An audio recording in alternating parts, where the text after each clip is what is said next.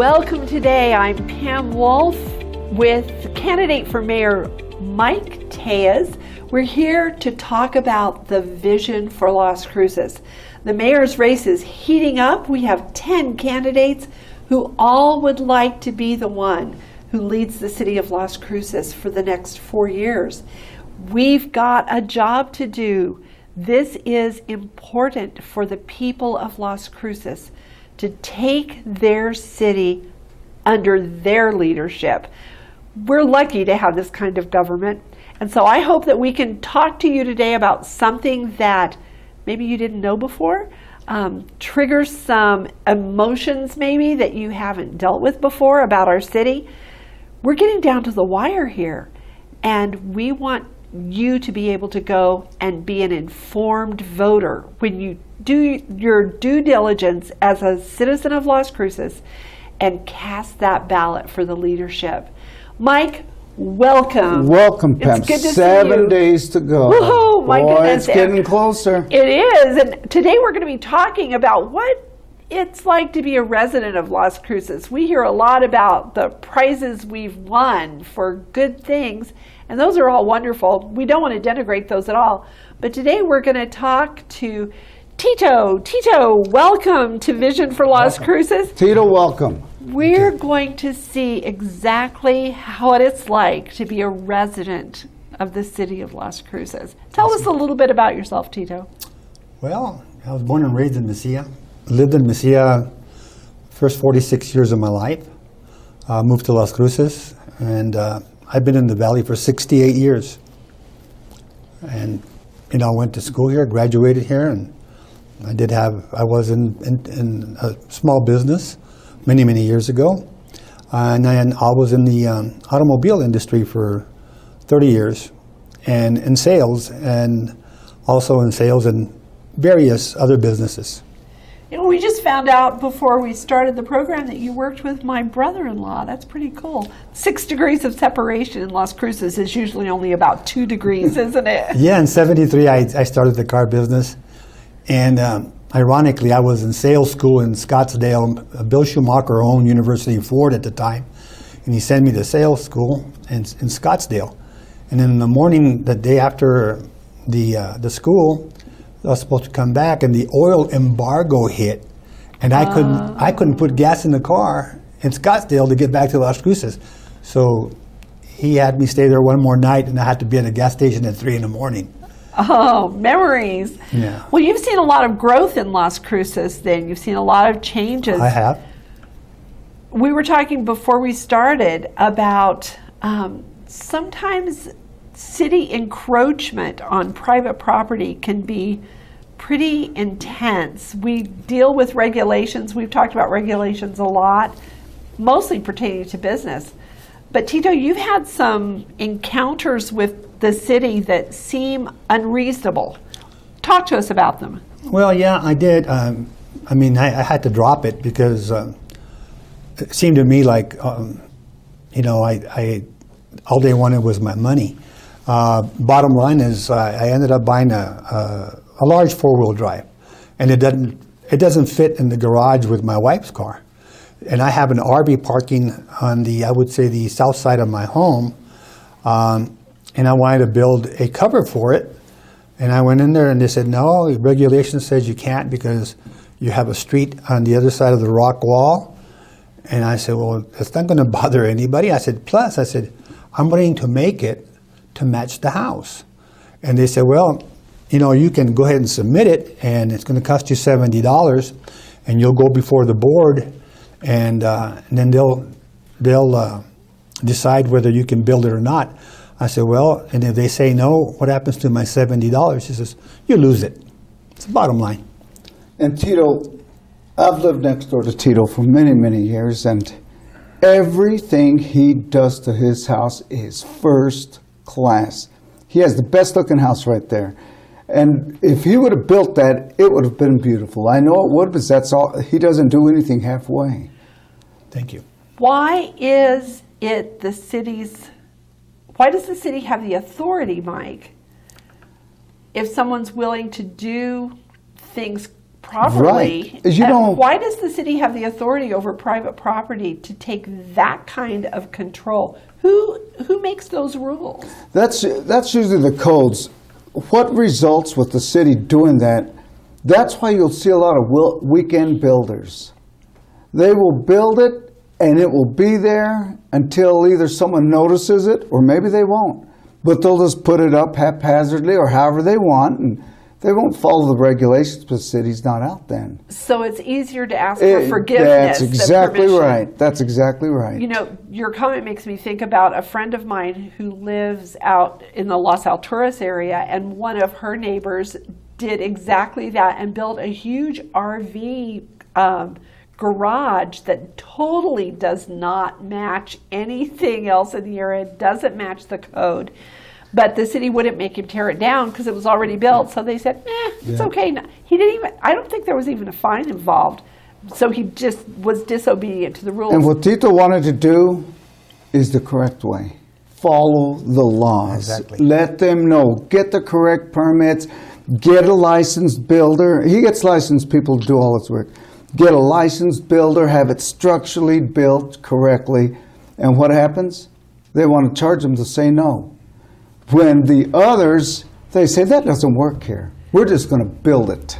What is the solution to that kind of a situation, Mike? I believe the solution is to ease up on property owners. Let them fix their houses up. And if they're willing to get permits and get contractors to do it, that gives more work to the contractors and it allows it to be built correctly.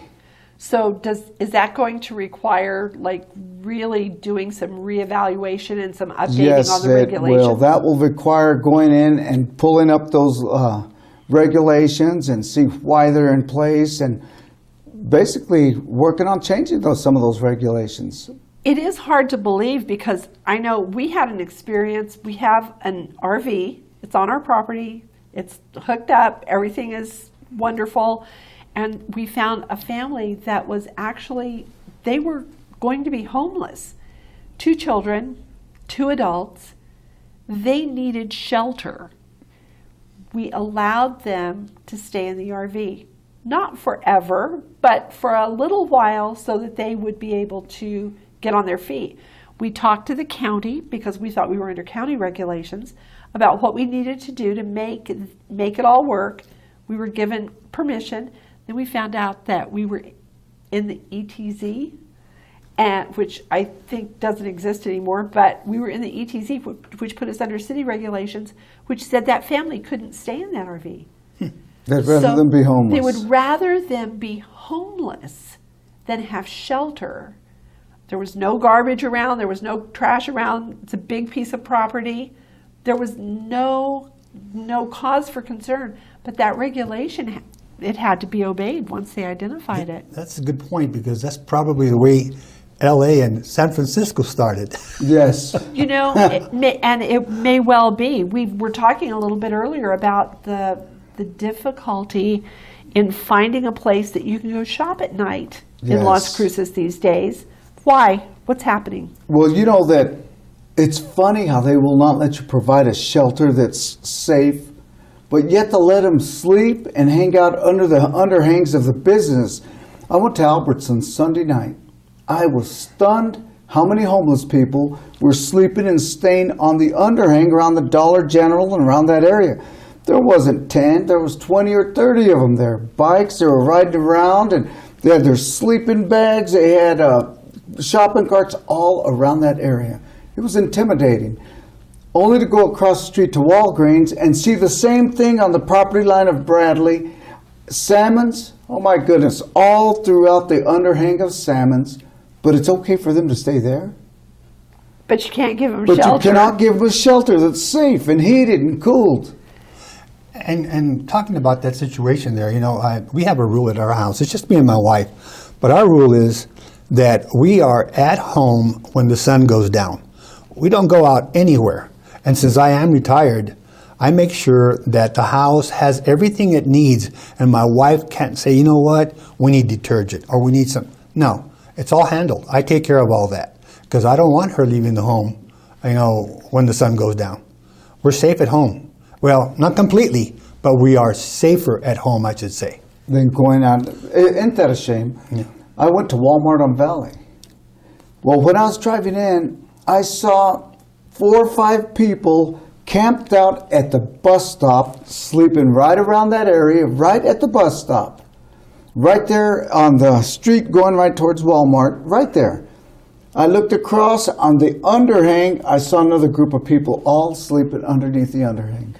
Mike, you've talked on previous programs about the difficulty and the intensity of the difficulty with the drug addiction problem that we have in Las Cruces, the mental health issues that we have in Las Cruces, the crime that we have in Las Cruces, the problem that we're having with the loitering. Is that somehow a part of this picture? You know that I talked to some of those people, and I've talked to people related to that area. You know, they still sell something called spice in town. Yes. What they do is they can buy that spice, $5 worth. Wherever they hit that spice and get high, that's where they stay for the night. That's where they land. And it's that spice. Now, it is beyond me why we still have so many outlets that you can buy spice in. You know, spice is pulpery, and they put a chemical on it and that's what they're smoking. But it's beyond me. Why do we still have places that can sell that? We have these vape shops. You know, the vape, how many times have you seen in the paper lately how that vape is killing people? Mm-hmm. Yet they continue to open those. Why are we allowing vape shops to continue to open? I go into a convenience store. You can buy a meth pipe. You can buy a crack pipe. You can buy weed. You can buy all the paraphernalia right there on the counter. And anybody can go in and see all the different paraphernalia there. Why is that allowed here? You know, there's cities that ban all that. Yes, there are. And you know that I don't understand why we continue to allow those to open up and why we continue to allow that to happen. Tito, we're not seeing the city council that we have in Las Cruces now, the mayor that we have in Las Cruces now, Ken Miyagishima. We're not seeing them really aggressively address those issues. We see them talking about putting new flower pots in on Main Street, but we don't see them talking about the difficulty our citizens are having. You know, it's not just us feeling safe, but it's also the people that are living on the streets. Mm-hmm. They have issues that really need to be addressed. Well, what do you think their focus should be? Well, let's go ahead and start at we're not seeing and why. If you look nationwide, okay, I feel this way. I feel that our city council has adopted what California and Seattle and all these really, really kind of liberal places have done. And bottom line is it's deteriorating our city. We cannot let that happen to such a beautiful city here in New Mexico. It's the second largest city. And I think that's what they've done. They have adopted that type of leadership. I think that's a big problem. We have found statistically, not talking politics, not talking, platform of any particular political party, but statistically, we do see the deterioration of the community, the deterioration of the culture in the cities where there is an extremely liberal and progressive leadership in that city. Chicago comes to mind. The crime in Chicago has been horrible, but the crime in Las Cruces has been horrible. Is the crime a part of why you stay in the house after dark? Absolutely. Look, if you look at Las Cruces, I think we're like number 8 in crime. Crime index, yes. You know, when you look at El Paso, I think they're at around 24 is the index, somewhere in that area. It's safer in El Paso, and they've got 1 million people. You know, we've got 100,000. I said, and I think about this. Why are we at 8%? You know, it's just unbelievable.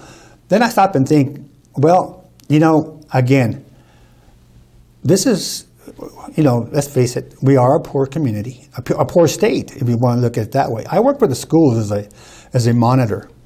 And then, you know, I worked in elementary and I worked in middle school. You know, and these kids, you know, I'm not saying all of them, but there was a lot of them that were only being raised by one parent or by grandparents. And it seems to me that it's passed on generation after generation after generation. Now, I must tell you that the kids they're all great kids, all of them, okay? I don't care if they're in elementary all the way to high school, but the kids in elementary, I mean, they just grab my heart all the time because, you know, they were so cool. And yes, there were those that were problem. I was a problem kid, you know, when I was a kid, you know, I mean, I admit it. But, you know, and I would stop them and I'd say, hey, you know, you can't be doing that. And then, of course, I'd hurt their feelings and they go, well, you know, then they start telling me, well, you know, I don't have a father. And I said, well, you know what? I tell them, I pull them to the side. Let me give you a little information about me. I grew up without a father. I said, I didn't have any brothers or sisters. My mom was always working. My grandmother was the one that brought me up. I said, so that excuse is not going to work. So clean up your act here in school. Okay? Good job. Well, Mike, you've taken a lot of young people that have had difficult starts in life Yes. and helped give them direction and help turn their Yes. lives and their attitudes around. How much does the leadership in Las Cruces, this is going to be a big question, so I'm going to ask you to hold on to your answer until after our break, but how much does the government of Las Cruces impact the way that our kids are being raised and the life that they're having to live? We do have to take a break for just a moment. It won't be long, so stay with close attention to what's going on. We're going to be back with more. A couple of pretty crazy stories about what people in Las Cruces have to live with under the current government. We're saying it's time for a change in Las Cruces, Tito. We've got to take this government and we've got to turn it back so that its focus is for the people of the city, not for the preservation and elevation of the government. That's where it's supposed to be. I'm Pam Wolf here with Tito and with Mike, and we're going to be back right after this with more on our vision for Las Cruces.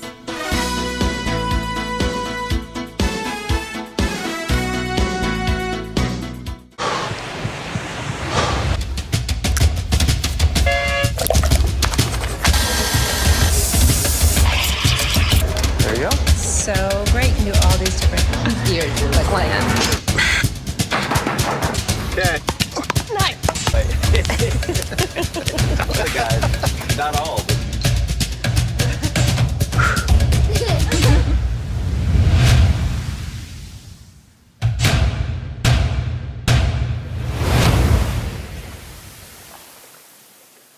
Las Cruces, early voting has begun. This is our time. We need to get to the polls. Call your friends, call your neighbors, call anybody you know. Get them to the polls. If you have to give them a ride to vote, give them a ride to vote. This is our chance to make a difference in our community. But we can only do it if you vote. You need to vote. The issues are incredible. We've talked about some of the hard issues, and I'm telling you, this is our time. My name is Mike Tellez, and I'm asking for your vote for Mayor of Las Cruces. If you've already got a candidate that you like, or take us for number 2. We'll take second pick. We're looking for people who are willing to help us, donate to us, whatever it is, whether it's $1 or 1 hour. We need your help to make a difference. Thank you. Hi, I'm Ray Bamberg with Here on Earth. I would like to invite you for a free hearing evaluation to our office. We've been here in southern New Mexico for 34 years helping people hear better.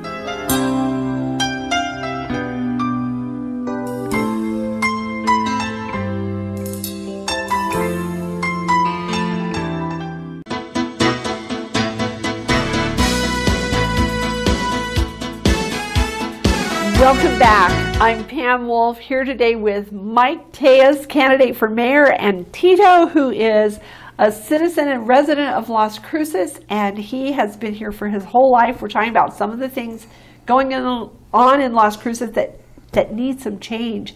Mike, Talk to us about the situation with the kids that you work with. How much of an influence do you think the city has on the culture that the kids are living in? Well, the mere fact that we don't have facilities that they can seek to get help. I've said this over and over. Long-term mental health, long-term substance abuse treatment, that is one. Then you can still buy spice. There's these shops around that people can buy that spice.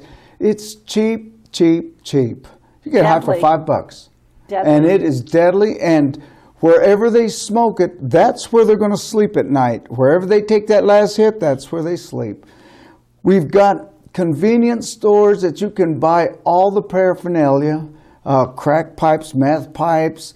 You can buy any paraphernalia you want. They make it look so enticing. And I've seen stores that have display cabinets with it right there. Right by the register. And I've always told them, that is the exact type of most kids.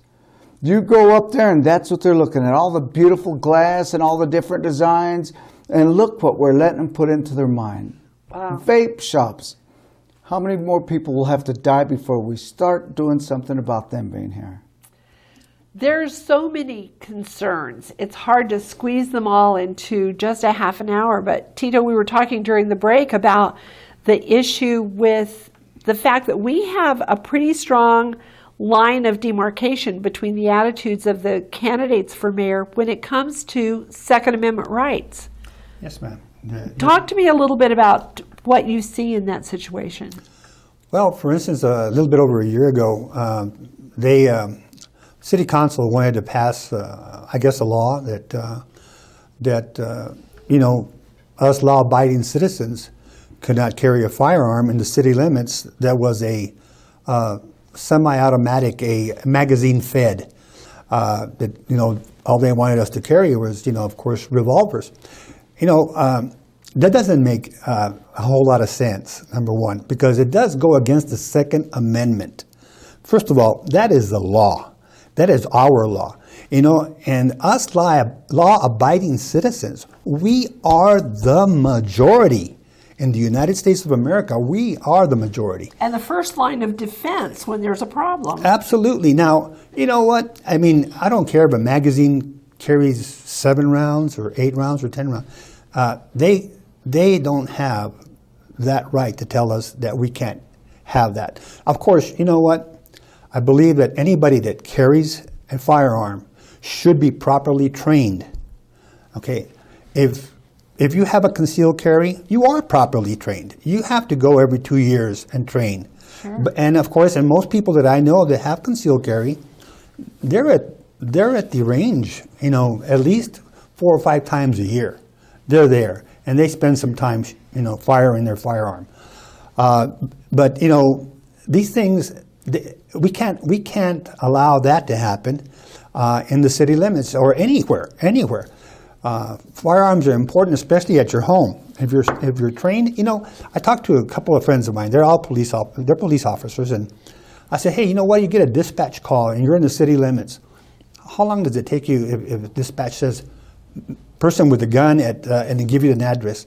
None of them could actually give me a precise how many minutes, but I can tell you this: that if somebody comes to your home and they want to break into your home and they want to kick down your door, it takes them less than 10 seconds, and by then you have less than that to respond to that person that just broke into your home.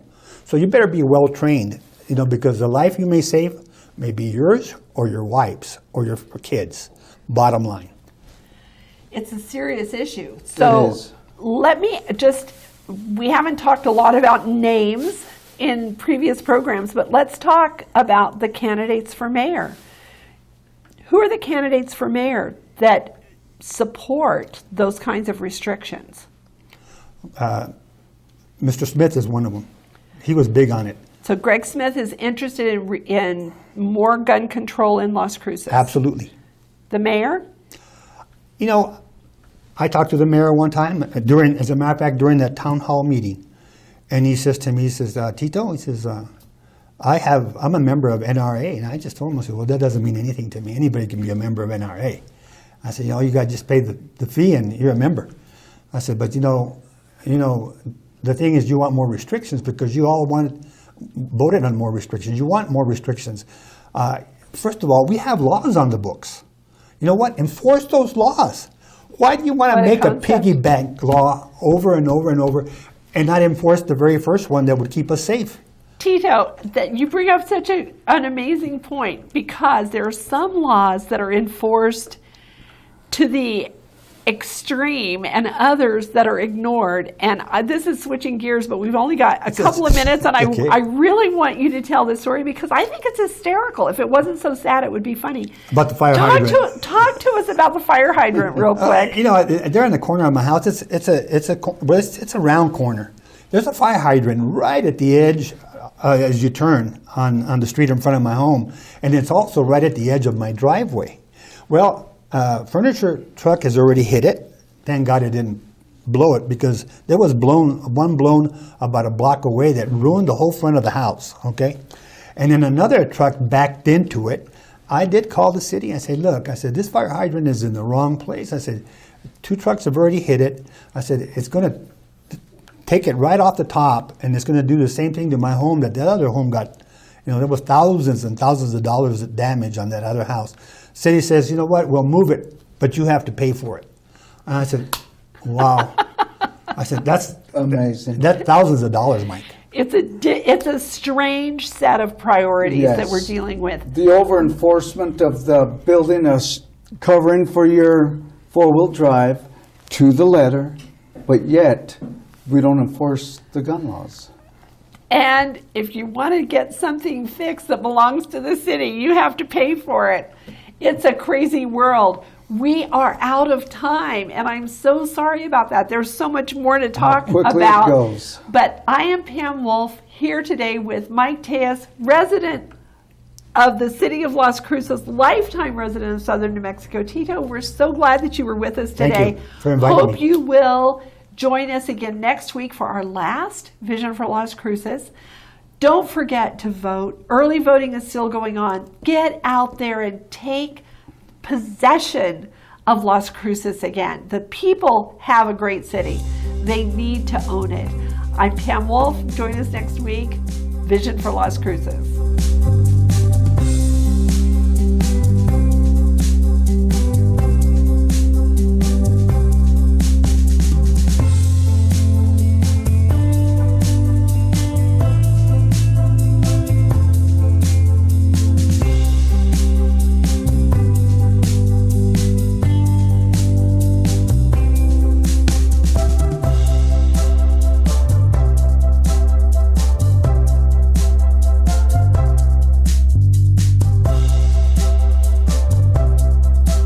I'm Mike Tellez, and I approve this message.